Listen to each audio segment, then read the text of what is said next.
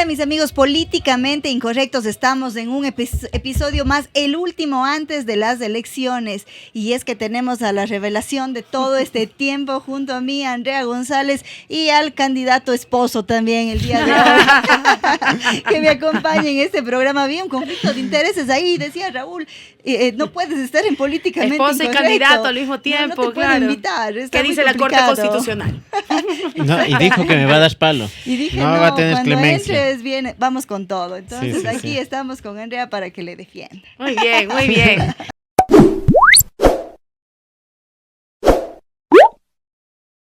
Vamos a No defender se la conforma causa. con el palo de la casa. No, Tiene que claro. darme palo acá. No importa, estoy preparado para todo. Aunque pegue y mate, Mujeres. mujeres. Marida es. Es por tu bien, mi amor. Qué lindo, Andre, tenerte aquí. ¿Y cómo estás? Súper nerviosa. Estamos a días de las elecciones. ¿Qué es lo que sientes? ¿Cómo Estamos sientes? listos, preparados, más bien planificando dónde recibir los resultados, porque hay mucha gente que quiere sumarse ese día. Creemos que estamos haciendo un nuevo capítulo de la política de este país, en el cual los ismos quedan de lado y podemos escoger entre un proyecto y otro mejor.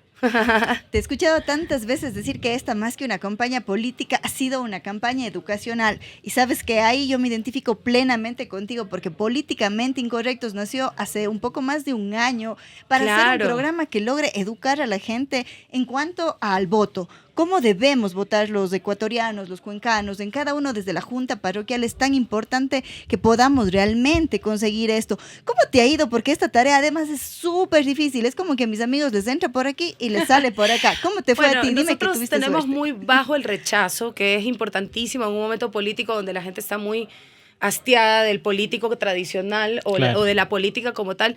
Si te das cuenta, han sido unas campañas extrañas, siendo las normales. O sea, son más raras que las anteriores que fueron a destiempo. Claro. Hay mucho menos papelería, si te das cuenta, no hay la cantidad, antes Sí. en los postes ni entraban, ¿no? Y éramos 8 candidatos la anterior vez, ahora con 16 yo dije, pobre poste, no hay espacio. La realidad es que se nota mucho que hemos sido un reto para los politólogos, esta generación que viene realmente a votar un poco más informada. Por otro lado, y siempre les he dicho, dejemos de ser electores de redes sociales. Si el país está como está es porque dejamos que los políticos cuenten una historia, una narrativa en las redes sociales y nos lleven por los caminos que ellos imponen, ¿no? El mismo mega que te gastas en ver ese video de TikTok, te lo puedes gastar y hasta menos en ir a la página oficial de la información y sacar tus propias conclusiones. Creo que también los partidos políticos les dejan mucho que ver eso a las nuevas generaciones, ¿no? Me encantaría, en algún momento hubo un test online en el cual tú podías hacer tu encuesta de alguna manera y darte cuenta si es que en el plano económico eras liberal, eras conservador, Genial, qué tipo era eras, ¿no? buenísimo. Necesitamos electores informados de lo que ellos buscan, qué son y qué quieren. Otra cosa que siempre pienso yo en esta nueva era, pasaron de ser los beneficiarios las grandes impresoras de lonas a las redes sociales, Facebook, Así es. Instagram, TikTok. Se ven pautas millonarias. Yo aquí he sido muy crítica en Políticamente Incorrecto, les he dicho las cosas como son. Candidato que gasta mucho dinero es porque simplemente va a robar cuando sea electo, si es que llegara a hacerlo, ¿no? Porque nadie lo hace de gratis. Entonces veamos cuánto invierte nuestro candidato y vamos a ver qué es lo que viene a hacer en el gobierno, porque el sueldo termina siendo la chaucha. Y mira que Así eso, de simple. y mira que tenemos que tener en cuenta que no solo es el compromiso económico como tal, sino tienes que ver a qué compromiso económico te estás debiendo, porque hay dinero que son legales y otros que son ilegales. Así Y es. muchísimos candidatos, y aquí Cuenca no No está es la excluida, excepción. no es la excepción, están siendo patrocinados por minería ilegal, por Así narcotráfico, por coyoterismo, por trata de blancas, Por los dueños de chongos también chongos, decían exactamente. la No, y así anterior. es, y así es. Y aquí hay Me una encanta candidata Políticamente Incorrecto. y aquí hay una candidata que ha gastado un montón de plata, Así es. que ya han hecho cuentas y estamos hablando que esa campaña ascenderá a unos $300,000 y vos solo con el sueldo de asambleísta ganarás, sumando Sí, todo, $240,000. En los 4 años. Y de ahí. Como en 4 Entonces años. ahí es lo claro. que pasa, que llegan a negociar hospitales, a repartirse el Consejo de la Judicatura, hidroeléctricas, que ya no es ni secreto. Así ya es. está institucionalizado eso. Y los Entonces, mandos medios. ¿Cuánto gastaste tú? Porque eso necesitan saber mis No, electores. yo- Y también normal. Yo creo que Sobre somos la todo campaña yo. más austera que ha habido, quitando tal vez la de Jorge Escala, que también es una persona que, a pesar de las diferencias que opino de su línea de pensamiento, considero que es una persona muy coherente, Sí. su vida con su pensamiento. Sin embargo, esto se repite, y mira, no somos ajenos. Quien fue mi binomio el año pasado y gran amigo de ustedes también, en Arroz Verde, me ha llamado el caso Sobornos, te pone sobre la mesa cómo funciona esto en muchos partidos. Estas coimas que recibe un proyecto político en el cual, chuta, qué buen negocio, meto $500,000, pero luego mi compañía, como por ejemplo Telconet, aumenta en 20 veces el capital de los contratos con el Estado. Claro. A eso se refería un Fernando Villavicencio cuando te habla del caso Sobornos. Y habíamos delimitado que habían 3 dineros oscuros que entran a la política, pero se abre mucho más. Hablamos de los sobornos, de la minería ilegal y del narcotráfico. Porque debemos Sí. recordar que incluso un famoso narcotraficante ingresa dinero para una campaña contra el sí a la extradición, mejor dicho, de aquellos grandes capos de la mafia internacional. Entonces, hablamos de que mientras más ve ahorita el electorado recursos, menos confía en el partido o en la campaña como Claro que tal. sí. Quieren algo más real y por supuesto yo también veo este cambio, ¿no? De imprentas a personas que hacen podcast, a este tema que mueve economía. Influencers que cobran carísimos, aquí hasta 2.500 por ahí me dijeron Basta. que Es la bola. ¿Por qué no es la somos bola. influencers, chicos? Claro, claro que está sí. mejor negocio. Así Es, que uf, ya de saben, largo. sean políticamente incorrecto, yo les cobro la mitad. Ah, estamos con Cuando descuento. sea famosa. No, y claro, y te ponen sobre el tapete, mira, es que yo tengo tantos seguidores, y realmente influyen. Claro. Por Claro. eso son Ya, influencers. entonces, así es. yo no sé cómo vamos a resolver este tema porque asoma hasta gente, cada una más experta en la pauta, en cómo tienes que segmentar y tantas cosas. Y dices, chuta, ¿cómo compito con estos manes? Así que te es. cobran un montón de plata y los Más que otros la les pauta están te cuesta pagando. pagarles. No, pues y les están pagando, o sea, son miles de dólares que Claro. se gastan en pauta. Estamos Y mira hablando que de cientos de miles ellos de saben dólares. también el juego que juegan, que para mí el hecho de que nos hayan bajado la cuenta de Instagram en esta campaña, Sí, exactamente. luego de un debate presidencial que sí patea el tablero político como tal, es claramente, ellos saben a qué juego están jugando, Sí. ¿no? Con o sin influencers, la red social en este momento para un candidato, y hablemos de cuando a Trump le quitan X, y motivo por el cual Elon Musk que termina comprando en la red de Twitter como tal, ¿no? Esto tiene repercusiones ya a largo plazo en una democracia que se mueve mucho con este contacto directo Así con es. con el candidato, ¿no? Votante, candidato. Sin embargo, yo he percibido un altísimo rechazo a la política tradicional en general en todos lados. O sea, entrar a un mercado y ser bien recibido es un reto para la política tradicional. ¿Por Sí. qué? Porque vienen a tener este mismo formato de el gasto intenso, súper intenso en la campaña, y luego una vez que llegan al poder, en la lista a quien le deben no es a las personas a las que les pidieron el voto, sino a quienes realmente financiaron su campaña. Tú diste un pase gol hace un momento para hablar del primer tema de tu propuesta y me dijiste la FARC puso dinero en la campaña. Las FARC. Las FARC pusieron dinero en algunas campañas políticas, ¿no? ¿Cómo vas a tratar la seguridad? Porque yo te escuché en el debate hacer una línea de tiempo que a mí me pareció maravillosa para poder entender cómo llegamos al punto en donde estamos, ¿no? Y tú hacías una línea de tiempo que nos sirve, y sobre todo los jóvenes que no vivieron esta época, para decir estamos aquí por esto y de aquí vamos a hacer esto. Quiero que me cuentes y que nos cuentes este eje tan bonito, ya no en 90 segundos, tómate unos 2 minutos. El de Bueno, seguridad. El de seguridad, sí, por Bueno, favor. nosotros, y no es una idea de Andrea González Nader, hay varios articulistas internacionales, me gusta mucho citar a Arduino Tomasi, Me que gusta. un Ex poco profesor mío. puso, ¿en serio? Puso el término de pax narco, este término en latín que habla de una paz temporal con el narcotráfico a cambio de que calmen las cosas en tu país. Si bien se ha manejado en diferentes maneras, en ninguno de los países donde se ha manejado la pax narco ha tenido un resultado. En realidad, de los mejores resultados que tenemos ha sido tomar el control territorial para proteger a nuestra gente. ¿Qué es lo que yo opino? Bueno, y hay varios artículos que lo pueden demostrar, que durante el socialismo del siglo XXI, por esta afinidad ideológica que había, las FARC en su momento ingresaron dineros ilegales a las campañas del momento del socialismo del siglo XXI. Y esto se refuerza con el caso tan importante de Angostura. Recordemos el caso de Angostura es cuando Raúl Reyes, que es uno de los líderes de la FARC, es capturado en territorio ecuatoriano a través de las fuerzas colombianas, a lo cual el gobierno de Ecuador en ese momento rompe toda relación con el gobierno colombiano, peor que México con Jorge Glass, y se arma lo que se conoce como el impasse, digamos así, de Angostura.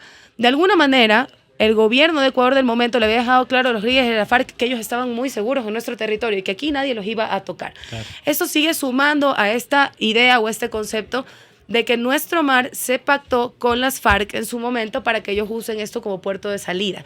Esto mientras se iba debilitando una armada, ¿no? Le voy quitando las capitanías, las lanchas rápidas, saco a los grandes marinos, a los grandes contraalmirantes, voy debilitando una armada para que no vean, obviamente, o sea, hágase loco más claro. ¿Cuál es la realidad después de casi 16 años? Y les soy profundamente sincera. Así regresar al socialismo del siglo XXI. De nuevo, a sentarse y pactar con los grupos paramilitares y de narcotraficantes y decirles, a ver, pero esto era paz. Aquí estamos matando 8.000 personas al año. O sea, ¿qué pasó? ¿Qué les puedes ofrecer si ya tienen controlado? Se les salió de las manos. Claro, ¿por qué van a ya no tienes que negociar. Ya no, ¿qué vas a negociar si ya tienes entregado todo? Y esto ya no tiene a la mafia colombiana ahí metida. Tiene a los carteles mexicanos que han importado una violencia irreconocible a nuestro país y los albaneses que tienen una tecnología de tercera generación de las guerras de Ucrania con Rusia, porque ese es el tipo de tecnología a lo que ellos acceden. ¿Cómo sales de este relajo? Tú tienes que dejar de tener a la fuerza pública, sobre todo a los militares, por todo el país, con todos los esfuerzos sin pies ni cabeza. No te sirve de nada controlar frontera norte y frontera sur si no controlas el perfil costero. Es un desgaste inútil. Claro. Por la frontera se va a meter quien sea, es muy complejo, el ecosistema es muy tupido, la geografía, hay muchas maneras de pasar. Sin embargo, el perfil costero del Ecuador es menor que el costero de Perú y Colombia. No te digo que es cortito, porque la gente me dice, pues, ¿usted cómo va a controlar todo poco más el mar ecuatoriano? Pero en comparación con los otros. El perfil costero, porque claro, tú ya en alta mar patrullas con lanchas, helicópteros, hay otro tipo de tecnología. Pero el perfil costero también te habla de reparación de tejido social. Claro. A nuestros pescadores los acribillan. Todas las semanas les roban el motor fuera de borda. Hoy día, un tío mío que estaba saliendo en un barco de Salinas porque sale a pescar, encuentra una fibra de vidrio suelta en el mar con 4 pescadores sin motor. Si él no aparecía por ahí, ellos estaban condenados a morir.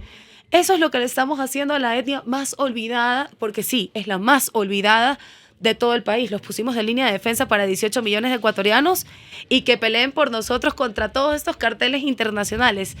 Es doloroso, es inhumano cómo se los vendió a ellos dentro de este pacto con el narcotráfico. Si tú no tienes esto claro, no importa cuánta tecnología te den, nunca los vas a sacar del país. Clarísimo, y esa fue la propuesta que se lanzó en el debate, ¿no? Y que pienso que muchísima gente escuchó y la sintió como propia. A mí me encantó. Otra cosa que quiero conversar contigo a propósito del debate y de los nombres de los planes, el plan Papa. Amo todo lo que tiene que ver con el desarrollo sostenible, con la agricultura, con el agro. Pienso que este país no va más con esta matriz productiva extractivista a la que nos han sometido y que nos han hecho pensar que es la única forma de salir del desarrollo. Pero del subdesarrollo, pero tenemos campos completamente ricos en la costa, en la sierra, en el oriente, y no somos países que estamos exportando tantas cosas. Más bien estamos exportando a nuestros hermanos, estamos mandando a nuestros hermanos aquí del austro que ya perdieron la esperanza en el campo y que lamentablemente han visto como esta única salida cruzar el Darién. Así es. ¿Qué hacer en este tema agricultura? Me encanta hablar de este tema, así que ahí me voy a ir de lado. Es que la realidad, y mira, para que veas que Ecuador es así, es diverso, ¿no? En Manabí estaban bravos porque el plan era sobre la papa. Y les digo, no estamos hablando de la papa del tubérculo, le digo, es el plan de apoyo al productor agrícola, punto. Las siglas forman la palabra papa. Ok, porque estaban bravísimos ya. Aquí no hay papa, dice. Aquí no hay papa, ¿de qué me está hablando la papa? Esta mona chuncha. Entonces, la realidad es que nosotros le apostamos al futuro de este país, como tú dices. A ver, los recursos no renovables deben ser inversión. Y esto lo dijo Bombita cuando descubren el petróleo. Vamos a sembrar el petróleo. Es decir, Ecuador antes del petróleo no era un país pobre. E incluso pasamos la época del oro, del gran cacao, antes del descubrimiento del petróleo. Ecuador se convierte y gana la atención del mundo entero porque incluso ya cuando llegan los españoles acá, es de nuestra costa ecuatoriana de donde sale el tomate y la papa que cruza el medio mundo, llega a Europa. Y dato curioso, cuando el tomate llega a Europa, los primeros en querer consumirlo fueron los italianos, claramente, no nos imaginamos la comida italiana sin tomate, claro, pues no, sí. Porque en Europa hay una planta nativa que se conoce como night shadow, o sombra de la noche, y es increíblemente venenosa, y es igualita a nuestro tomate nativo chiquito. Luego esto se va cambiando, modificando, o seleccionando las mejores, y tenemos el tomatote que vemos hoy en día, pero Ecuador se olvida que es la tierra nativa del tomate y nativa de la papa que salva durante por lo menos 4 o 5 veces a Europa de la hambruna. En Ecuador también se descubre la zarzaparrilla, que se convierte en una medicina para salvar a Europa de muchísimas de las enfermedades que tienen. El achote de nuestros indios colorados es un antibiótico que los salva del contagio de viruela y de otro virus que casi los mata, ¿no? El chocolate que se tomaba en la corona de Francia, en los palacios franceses, en realidad venía de Ecuador. Ecuador se ha dejado quitar, y perdónenme esto, no me digan que soy belicosa, el sombrero de paja toquilla de Panamá, el chocolate de México, las papas de Perú, el ají de México, y la lista continúa. Ecuador nunca ha sido un país pobre y jamás lo será. Si tú vas y te sientas con la Unión Europea y les dices, hola, es que somos pobrecitos, ¿usted cree que nos puede regalar un montón de plata para desarrollarnos? Me dicen, no. Ustedes les falta desarrollarse, pero pobres no son. Ah, mira tú, ¿y por qué nos convencieron durante los 90 y los 80 que Ecuador tenía que dedicarse a hacer carros, chips y computadoras porque éramos pobrecitos? La realidad es que nuestra relación tóxica con el petróleo comienza a partir de los 80-90. En los 70 siempre estuvo claro que esto era inversión para la agricultura, que con esto íbamos a desarrollar laboratorios de investigación, un proceso de riego increíble, descubrir estos nuevos modos de hacer genética saludable dentro del manejo de la agricultura. O sea, la industria agrícola. ¿Qué pasó? 16 años después del cierre de la Izquieta Pérez, Ecuador importa antiofídicos, importa vacunas, teniendo la Coral y la X, que son un potencial enorme, porque los venenos, así como son peligrosos, tienen un potencial enorme. Recién el Izquieta Pérez, creo que desde el 2022, va a comenzar a producir de nuevo vacunas.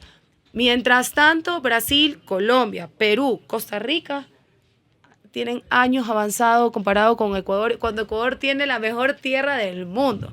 Hay que entender que el mango que es nativo de la India crece mejor aquí que en la India. El banano que es nativo de Asia crece aquí mejor que en Asia. Ecuador no es un país pobre. Nos han querido convencer de que somos pobres, pobrecitos, y que solamente del petróleo podemos vivir, y cuando se acaba el petróleo se acaba Ecuador.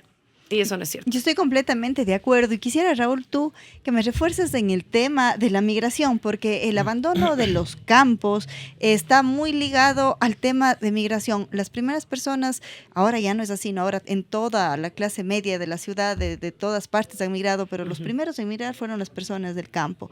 ¿Qué vamos a hacer? ¿Qué podemos hacer desde la Asamblea para frenar esta ola migratoria que estamos viviendo? Bueno, las primeras personas que migran no son los del campo, también eran los de la ciudad. Yo tengo tíos que migraron hace 60 años y más. O sea, estamos hablando de 6 décadas y más. Wow. Ellos ya se educaron allá, o sea, sus hijos nacieron allá, los nietos de ellos ya están allá. Entonces, esta cosa incluso ya se ha vuelto cultural, porque yo he ido a los campos, por ejemplo, a Nabón, y los muchachos, por más que haya oportunidades ya de trabajo, ya no les gusta el agro, ya no quieren. Ellos quieren venir a la ciudad a trabajar en la construcción, y las chicas en el empleo doméstico. Y si es que les va un poco bien, a lo mejor entran de cajeras en algún lugar, pero ya no quieren volver al campo. Entonces, pienso que tiene que cambiar la educación. Creo que hay un divorcio también entre la academia y las necesidades que tiene cada población. Así es. Porque no les ofertan lo que ellos necesitan allá en ese lugar. Entonces, claro, te estás llenando de abogados, de un montón de profesiones que ya existen y que están saturadas, y que hoy por hoy hay hasta una inflación académica, pero no estás cubriendo lo que realmente necesitas para ser ya productivo. Entonces, allá en Nabón, primeramente tendría que haber institutos tecnológicos o acá, o sea, que te eduquen en la parte y te formen académicamente en la parte del agro. Y para los que están dedicados a la construcción, pueden haber tecnologías de construcción como ya existe en Azogues, existe. Y me parece súper bien esa carrera. Yo creo que nosotros fuimos los primeros en emplear a los primeros graduados de la carrera de tecnología. Tecnólogos en construcción. Tecnólogos en construcción. Increíble. Tú muchas veces necesitas una mano de obra calificada o un residente de obra que no necesariamente tenga que haber estudiado 5 o 6 años de la universidad, porque no hay mucha ciencia en ciertas cosas. O sea, son construcciones menores que las puede dirigir un muchacho como es Yamil, a quien le saludo, que es, aparte de eso, un súper buen alumno. O sea, ya depende de cada uno. Ahora él está trabajando en grandes construcciones, en grandes edificios. Siempre conversamos, Inge, dice usted, chuta, con la jefa, dice, me acolitaron y me enseñaron todo. Jefa. Sí, dice, y claro, y nosotros muy agradecidos con él también, porque nos dio esa chance y encontramos esa pieza para... o sea, más que todo, no sabíamos que podíamos ser nosotros también formadores, educadores, enseñadores, no sé cómo les puedes llamar, pero desde ahí empezó en mí esas ganas de querer enseñar. Y cualquier persona que venga, yo le trato de enseñar. Pero por eso mismo yo pienso que el cambio en la educación, en esta ley que hay de Ley Orgánica de Educación Intercultural, no tiene mucho de intercultural, porque no estamos comprendiendo a todas las culturas. Y tampoco de económico, ni los trae a la vida económica. Mira, yo en Manabí, mejor dicho, y en Esmeraldas encuentras legiones de ingenieros agrónomos. Claro. Hay muchos chicos que ahora quieren estudiar ingeniería agrónoma, y una de las especializaciones que ha regresado ahora a tomarse el tema de las especializaciones en bachillerato es agroecología, como una especialización ya desde el bachillerato como tal. Claro. ¿Cuál es el problema de estos chicos? Porque hay una tendencia de regresar al campo, pero hay una desconexión. Claro. El que ha visto a su padre doblar el lomo de sol a sol, perder una cosecha, pasar las peores, pasar las mejores, tiene miedo de repetir esa historia. Exactamente. Tú ves que estos chicos que están estudiando ingeniería agrónoma son chicos o que les ha ido bien en el campo o que son de la ciudad y entran al campo con una altísima expectativa. Pues y eran los dueños de las haciendas. O eran también. los dueños de haciendas que, Claro. que les va muy bien. Por eso en el Plan Papa nosotros hablamos de que ya no es cuestión de un saco de urea, semilla y un tractorcito. Porque eso es lo mínimo que necesitan nuestros agricultores para seguir en el mismo estado en el que están. Sí, y verás, Necesitas yo tecnología también de punta. tenemos experiencia en eso porque trabajamos bueno, mi viejo tiene una hacienda en Palestina y allí siembran el arroz. Y nos damos cuenta de que hay muy poca formación en todos los agricultores. Tienen todos sus espacios, sus hectáreas por ahí, pero no saben cómo ir más allá, un paso más allá. Ponte la piladora. Ellos son los que se llevan todas las ganancias, les pagan bien poquitito. Entonces sí, nos falta un poco de educación. Y ellos estaban muy contentos con su kit, que les venía urea, que les venía por ahí abono, que les venía así cositas, unas semillas. Es que nos han contentado con migajas los gobiernos de turno. No han hecho la labor para la cual les hemos elegido, que es para sacar adelante a este país. Y bueno, y a la final, ese poquito es más que no recibir nada, pues, Así es. Porque ahora ya no reciben nada. Años de abandono. Claro, Entonces, pero es lo mínimo que necesitas un país que, a ver, tú ves todos los productos de exportación de Ecuador. El único no renovable es el petróleo. Todos Exacto. los demás vienen del campo y están en aumento. Dato importante, la tonelada de cacao hace 2 días llegó casi a $17,000. Sin embargo, Ecuador sigue. ¿Cuáles empresas han salido adelante? ¿Qué marcas se venden de chocolate, de chips, de queso azul, que ganó el premio al mejor queso azul del mundo? Son empresas privadas que, perdónenme, a pesar del gobierno, no con ayuda, a pesar del gobierno, han podido hacerlo.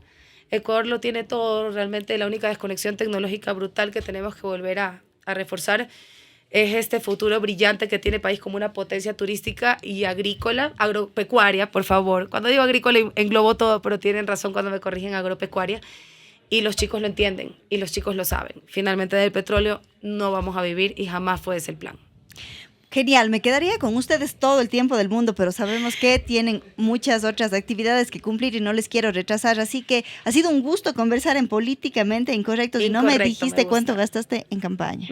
Poco, poquito. Ahora queremos ver en la casa. No Sí, mentira. le tienen todas las cuentas. Ay, sí te creo. Sí, sí, no. Qué lindo haber compartido con ustedes y bueno, ya hemos terminado este segmento de Conozca a su candidato y nos quedamos con 3 conclusiones. Fíjese usted, por favor, antes de votar, primero, ¿cuánto gasta su candidato? Segundo, ¿cuáles son sus luchas? ¿De dónde viene? ¿Hacia dónde quiere ir? Y tercero, ¿cuál es la propuesta? Porque una propuesta vacía, sin que se cumplan las 2 cosas anteriores, no nos va a llegar a ningún lado. Aquí le van a vender el oro y el moro y usted se va a comer el cuento si es que no analiza los otros 2 factores que yo les he dicho. Hoy ha estado conmigo Andrea González, candidata a la presidencia por la lista 3, Raúl Selleri, candidato a la Asamblea de la SUAY, representando a la SUAY por la lista 3, y esto fue Políticamente Incorrectos. Incorrecto, me encanta. Muchísimas gracias. Chao, chao. Nos vemos.